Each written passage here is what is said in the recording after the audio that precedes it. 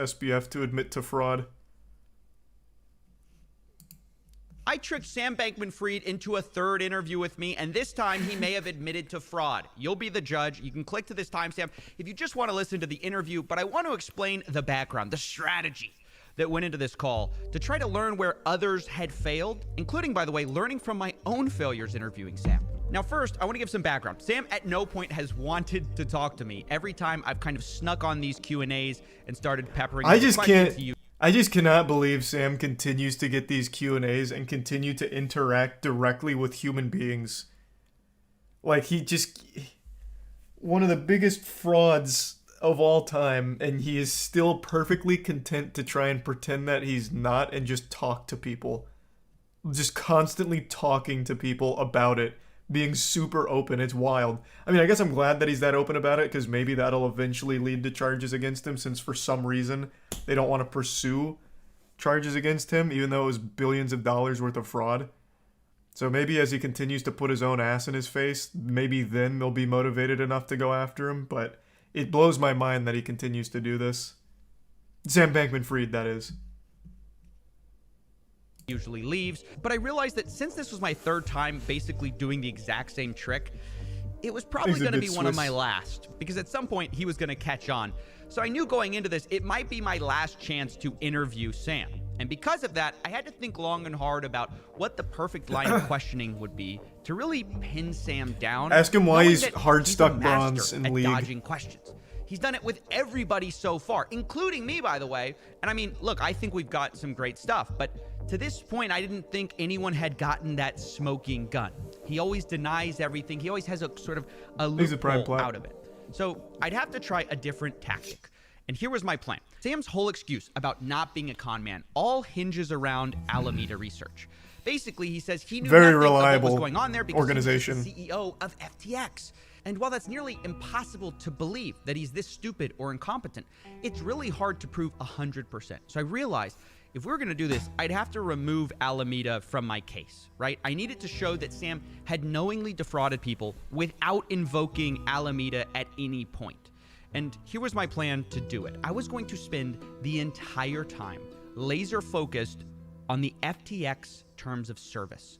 Now, some of you may know FTX lays out that interesting they cannot strategy. Use customer funds for anything. They can't trade with them. They can't loan them out. And I thought this was a really important point because obviously that money is no longer there. So clearly something must have happened. But I'm far from the first person to notice this. Many people, including myself, have already tried to ask him about he called it out pin him already. down, but for various reasons, well, it didn't work. And I needed to learn why so we could avoid it. So I want to go through a few major interviews with Sam and show why this line of questioning has always fallen apart, starting with the New York Times. In terms of service for FTX, and I just want to read you this. It says, none of the digital assets in your account are the property of or shall or may be loaned to FTX Trading. FTX Trading does not represent or treat digital assets in users' accounts as belonging to FTX Trading.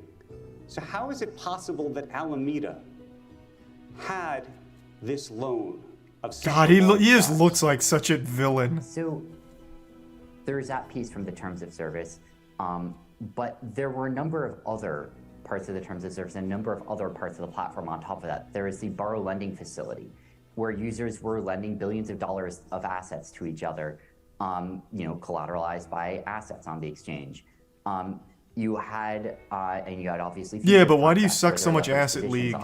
Now, of course, all of this, it's meant to be the case that these are positions where FTX could, if it needed to, margin call those positions and close them down in time such that it would cover all of those, all those shorts, all those liabilities. Obviously, that wasn't the case here, and that's a massive failure of oversight of risk management. It's such a fucking frustrating defense to listen to. So instead of admitting to fraud, because obviously he's not dumb enough to just blatantly admit to fraud, until now, I guess, with the Coffeezilla interview, instead of admitting to anything, he blames it all on, I'm just a fucking imbecile. Like I am actually the dumbest man of all time. This was a failure on every level because I'm so fucking stupid. How quirky with my dumb, smooth brain Haha, how dumb. I'm just so dumb. I can't believe we did this. We were so stupid and short-sighted to do this. His defense is, I am just a fucking moron. That is his whole defense. I'm not a criminal, I'm not a fraud, I'm just the dumbest man on this entire planet. It's so frustrating. It's so frustrating. These are some meatloaf, beak, and bats. Responsibility from myself running FTX. Because he is stupid. Like, don't get me wrong, I'm not gonna call this man smart. He is like observably dumb. But he is also a con man. He is a fraud. He knowingly committed crimes. Like, that's not some accidental thing that was a byproduct of being a fucking actual buffoon. It's because he is a con man criminal. Yes. But just make this very straight. Was there commingling of funds? That's what it appears like. It appears like there's been a genuine commingling of the funds that are of FTX customers that were not supposed to be commingled with your separate firm. I didn't knowingly commingle funds. Okay, Sorkin tried and failed here to pin him down on the terms of service. Why? Well, because Sam escapes in this talk about a different part of the terms of service, which related to margin trading, where you take out some kind of a loan. And in a way, it was a complete deflection. Tier 1 musket, it doesn't Tier matter 1 that there's a separate margin ninja, trading terms of service, because the people Prime who weren't margin trading Taurus still should have had their funds kept safe. But it sort of threw Sorkin off track. And so now we're going to move to the Stephanopoulos interview, which was a bit better because Sam's going to try the margin trading story. But watch Stephanopoulos. He does a better job at honing in on the question. But as you know, the Tier 1 FTX fire. terms of service tell the people who signed up, none of the digital assets in your account are the property of Use or of shall icing. be or may be loaned to FTX trading. Oh, I got But it you're wrong saying again. that happened. My understanding is a few things happen. The first is there is a margin trading facility on FTX. Is it by Bing? which users Thanks for the can resub. lend out funds, by which other users borrow funds. And so there are explicit cases where there is, margin extended, where there is borrow lending. If Alameda is borrowing the money that belongs to FTX depositors, that's a bright red line, isn't it? There are a lot of cases where that's actually explicitly part of the programs and that are But happening. not and people here. are Here it opting. says that the digital assets may not be loaned to FTX trading. They can't be loaned out. Jesus. Just listening to the way he conducts himself, holy fuck, it is so grating. There is no man that is more, annoying than Sam Bankman-Fried. Oh my lord. And this is nothing compared to that video they made about him calling him the world's most generous billionaire. He repeats it to himself like he's a child in class trying to struggle to read something out loud. Ugh. Oh, did I write that? No, that couldn't have been there. You can't loan to FTX. No. Oh, just another failure. Man, we're so goofy. We're so stupid. I can't believe we did. We wrote that? Oh my god. Well, it wasn't on purpose. We're just dumb. You can't throw me in jail for being dumb.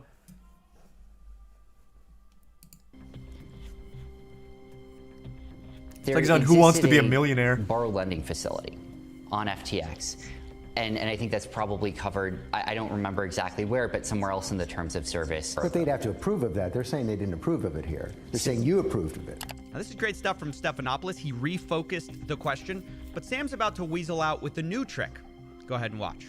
If Crying. you rewind He cries. to the beginning of Imagine. FTX, where some customers were I think in line with sort of existing relationships that they've had, at least in some cases, wiring money straight to Alameda Research in order to trade on FTX. So you do know, and you did know, that FTX deposits were being funneled to Alameda. So I was vaguely aware that that was how some wires were being sent in the first place. Didn't that set off alarm bells in your head? Oh, don't give him a way out. This is throwing him a softball at the end. He was doing a great job, but yeah, I definitely see how SBF gets his way out of this one. He squeaks it out, little stinker.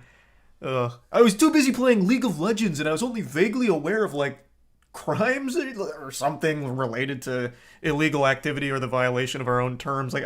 You know how much I play League, right? Because I am Bronze 3, and I just must have been so distracted or on tilt that day. Oh my god. I should have paid more attention. I'm so silly. I can't believe I've done this.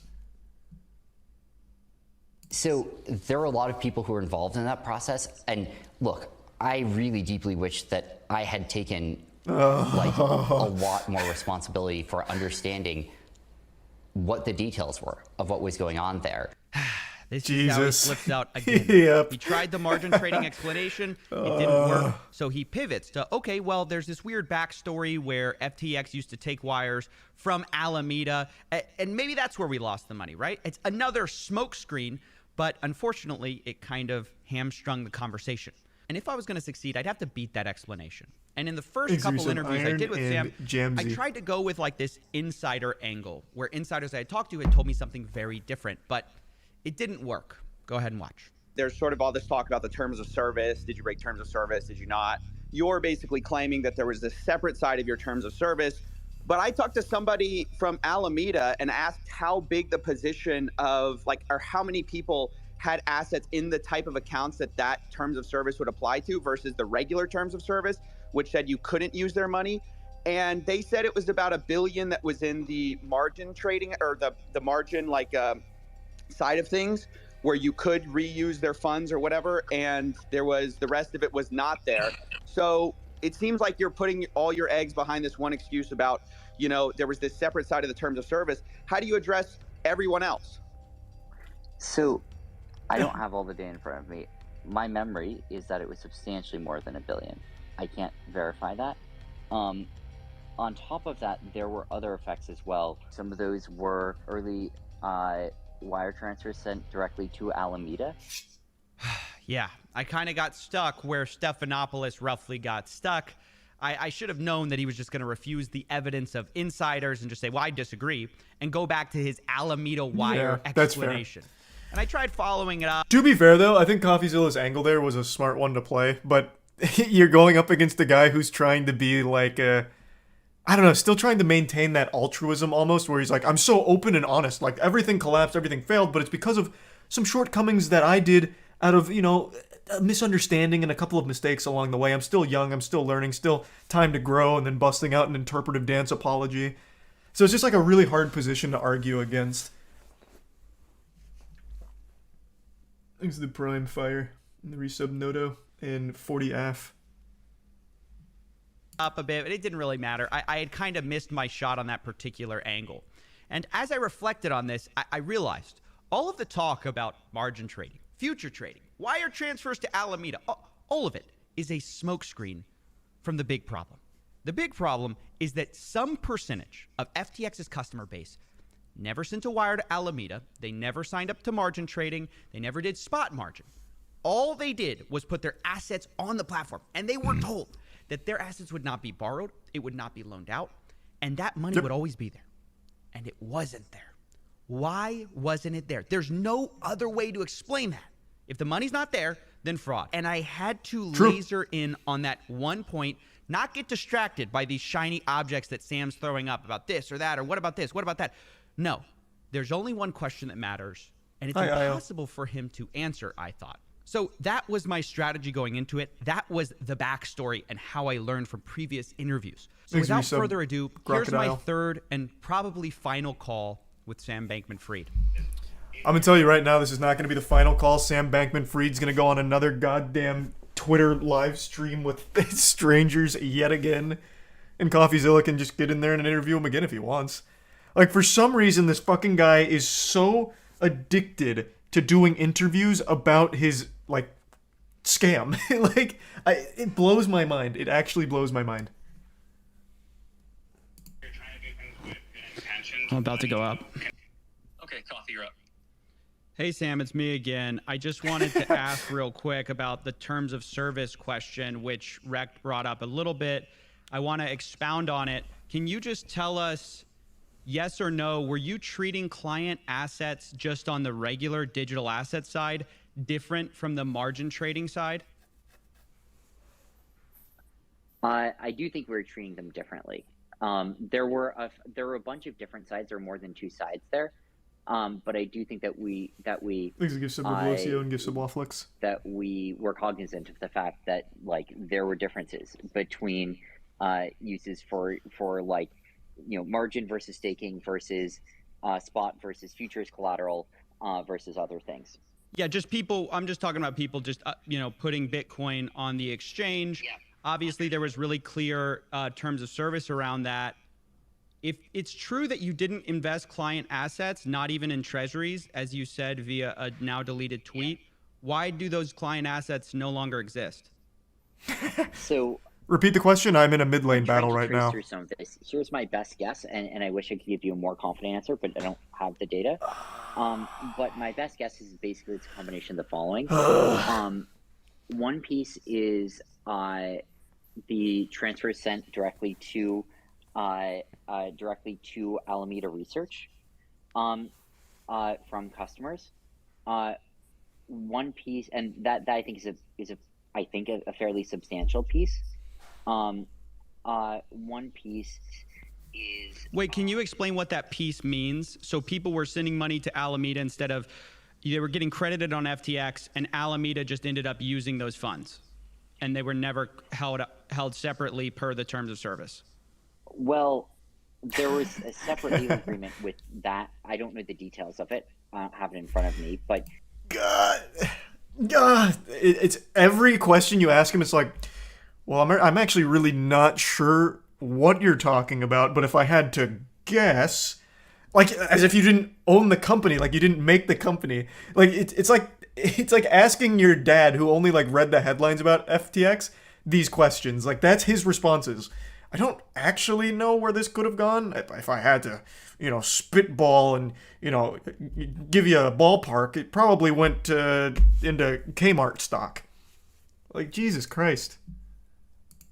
there's a separate legal agreement with respect to transfers that were sent directly to Alameda Research by users, especially before FTX had its own bank accounts. And so I do think that is part of what happened there, likely. Let's focus on only client assets that happened after FTX got a bank. Y'all said digital assets are treated a very specific way. Why were those digital assets not treated that way? So of the remaining piece, and there's a few I can other feel him pieces as sweating. well, around features and other things. I understand that's not what you're talking about. For the ones that you are talking about, right? For the ones that were left, and I'm just taking a stab at this because I don't have the data. My best guess is the following: is that there were a lot of those assets remaining. We processed something like $5 or $6 billion, I think, of withdrawals over the few days prior to, or I guess the few days during the crash, and there are still a few $1 billion of those remaining, I think, in the estate. And so you put those together, you have many billions of dollars of those assets. But I think, and so that's part of the answer, is that you're getting so lost in the number sauce. of This is actual such a assets there. blatant I placate think there's attempt one here to follow-up get off question of you this. Probably still have there, which is, well, how about people who didn't withdraw and were also in that bucket? And part of the answer is, well, there still do exist some number of billions of dollars of assets, of hard assets in the estate. No, is there one-to-one assets? Because that's the whole thing. We're talking about a separation of funds. So those funds should be in a different place, in a different wallet than everybody else. What you talked about, servicing billions of dollars of withdrawals, has nothing to do with those specific Literally digital nothing. assets, because that's just first come, first serve, whoever pulled out first. We're talking about people who never agreed to have their funds loaned out, who never agreed to have their funds put on margin. They should have, according to your terms of service, one-to-one backing. It should all still be in some bucket somewhere. And are you confident today, as the CEO of FTX, this has nothing to do with Alameda, are you confident today to say that those are absolutely real and they exist and they're present, people are backed one-to-one on client digital assets? His response is going to be, well, what terms of service? I don't really know what that means, but if I had to wager a foggy stab in the dark, for those that don't understand the line of questioning Coffeezilla is going for, he's focusing in on like a really core component to this, where there's people like, back to this, like your dad heard about FTX. He saw that Super Bowl commercial with Larry David. He's like, yeah, I think I'm out. Don't be like Larry. Put your money in FTX. It's a great, safe, wonderful thing. So he just puts his money in there. He doesn't agree to do any like margins. He doesn't agree to anything else. He just wants his money in there. And according to FTX, that money would always be there, 1-to-1. It wouldn't go to anywhere else. It wouldn't go to Alameda. It wouldn't go anywhere you would have it. It would just be there. But that's not the case, clearly. That ended up not being the case. They know, it appears, all of that is gone. So I think, and again, I'm just taking a stab here, but I think almost verbatim what I just said, he would say, is that if you look at especially a lot of the withdrawals that happened, those withdrawals were not necessarily only coming from people who never used margin trading or futures or staking or anything else. Those weren't just withdrawals from people who were keeping 1-to-1 backed. Or we're sort of just keeping them as pure spot balances, and it was omnibus wallets between the various categories, and so I think that the answer to your question is that a number of those assets were withdrawn by people who had balances on the exchange, potentially in the few days prior to the collapse, and if you wanted to think about it this way. It could be that that happened, and then when the collapse sort of completed, that effectively meant that there was, if you wanted to put it this way, like fungibility created during those withdrawals between assets for people who had and had not been using. But that means that there is no separation of funds. If there's fungibility between two different buckets of there are no buckets. It's just one bucket. Everyone's taking out of the bucket, which... This really seems like SBF is tossing out buzzwords that he doesn't even understand himself.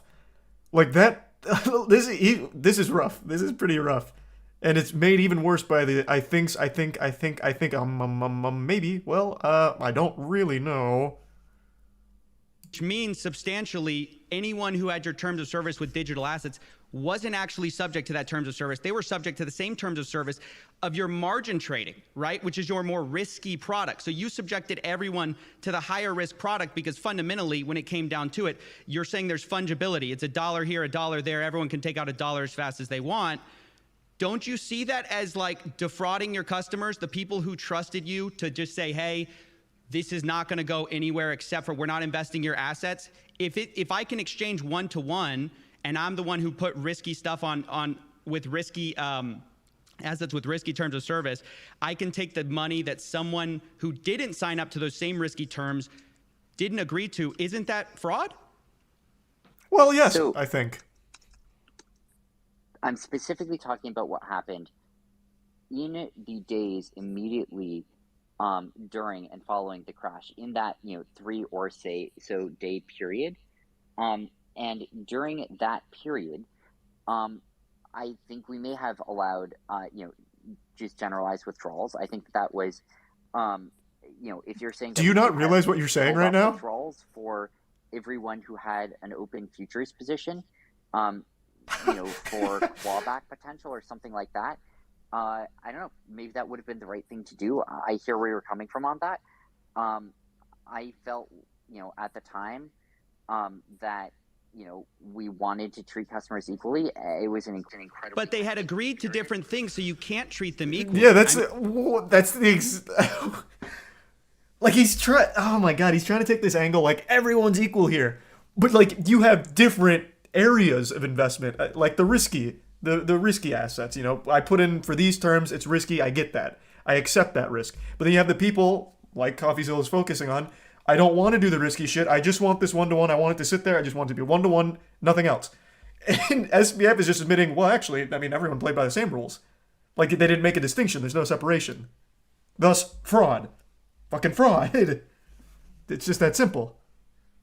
I mean, it's like, this is the whole problem of the story of FTX and Alameda, is all the funds were being commingled. Isn't this just another story of commingling funds, except this is now FTX, which you can't pass the blame to Alameda anymore. This is your company, your funds, that you are treating all the clients the same when they clearly signed up to different terms of service. So I just want to respond to that. And please, I completely respect your question, but you have monopolized all of these discussions, Coffeezilla. You need to let others speak, and you need to respond to what I'm saying and not grandstand as much here. I completely understand where you're coming from. But to answer your question, I didn't make a decision there. We processed withdrawals as we normally do until it became clear we couldn't anymore, at which point we shut them off. And it was the case that, like, at that point, there was a big liquidity hole. That's what happened. If you want to judge that process and think that, like, we should have been spending those days frantically trying to code up a new withdrawal process, I disagree with you, but I understand where you're coming from. Yeah, sure. I think that's fine. I mean, it's not about coding up a new withdrawal process. It's about treating your client assets the way you told them they'd be treated, right? It's a very different thing. It's super simple. Completely. But anyways, I'll stop grandstanding for Sam. Thanks, guys.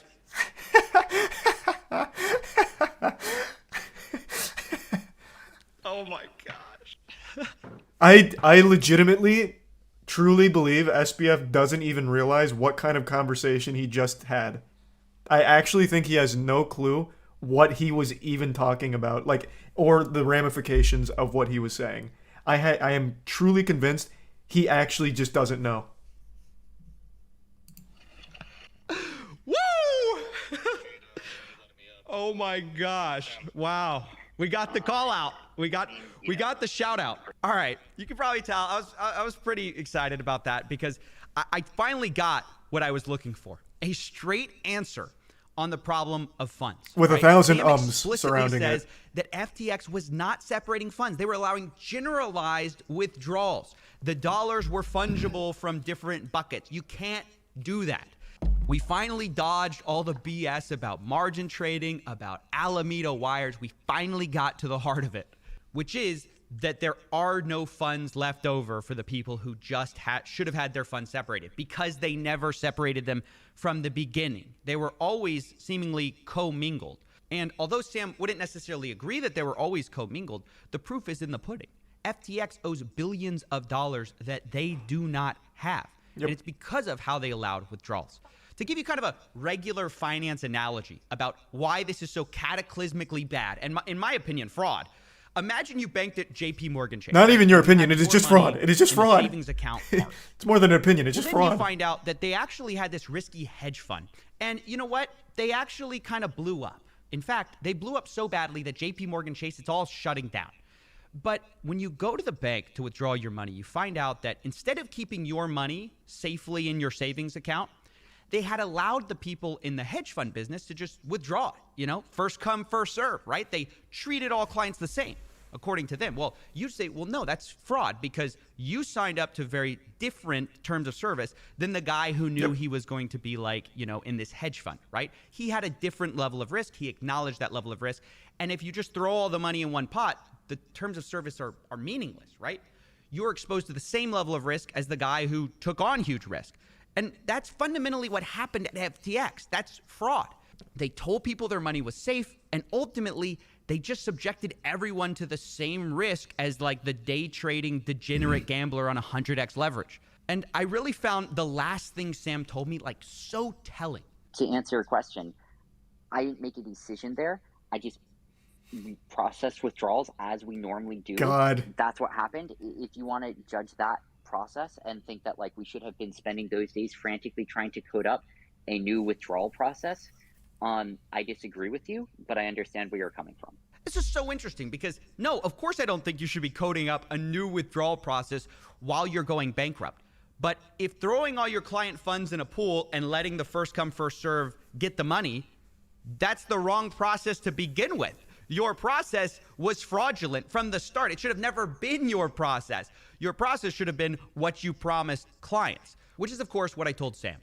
And although I think Sam's probably guilty of a lot more than we covered here, I really wanted to get to this minimum viable fraud case, and I think we did get Amen. it. I mean, there is no sort of wiggling around the fact that he was the CEO of FTX, and all of this stuff that was bad that we proved happened at FTX. You don't have to invoke Alameda to get to this. So you can't say he didn't know because he definitely did know. And he says he knew.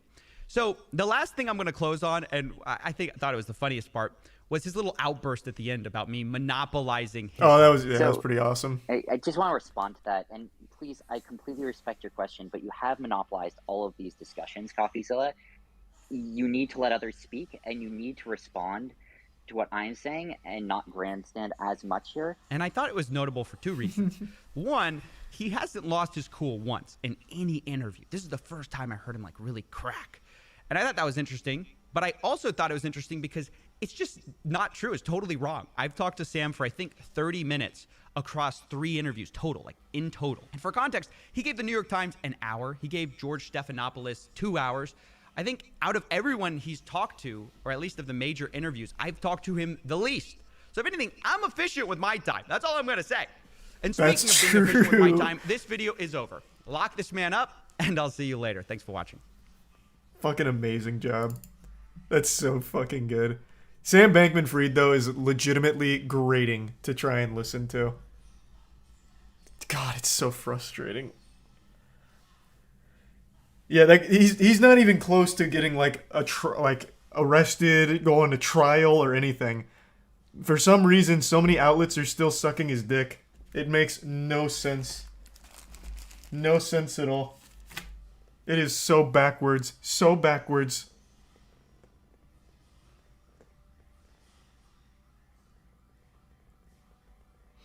Thanks to resub Lamari. He won't ever be. Yeah, I'm losing faith that he will ever actually face justice.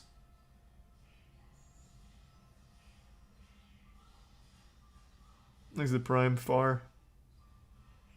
And the resub Fiend. Donated millions to both political parties. He's untouchable. I guess, man. I didn't believe that at first. I didn't think that would give him immunity. But holy shit. It's just such a blatant case of fraud, and everybody knows it.